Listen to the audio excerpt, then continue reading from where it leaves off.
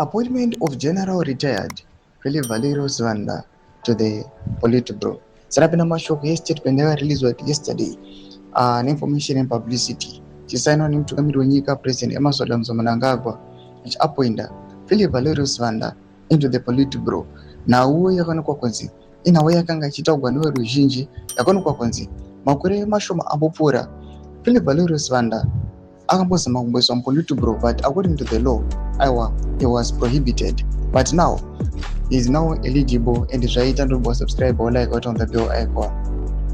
Keeping on this statement dated 11 May 2026, the Zambia First Secretary and President of the Republic of Zimbabwe, His Excellency Comrade Dr.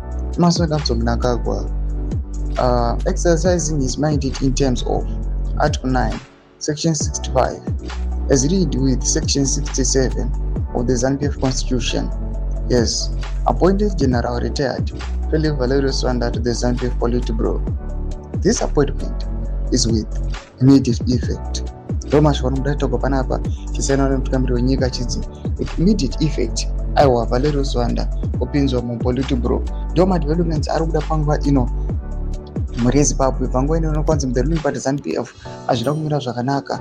Vanhu sema-speculations ari kusekulata nekutenderera zviri suspected kuti aiwa Valerio Sibanda is going to replace one of the VP, especially VP Mohadi, in attaining the Vision 2030. Panguva ino inokwanzi Philip Valerio Sibanda anokwa kunzi aiwa is not against my plans as ZANU-PF extend the EDC term to 2030.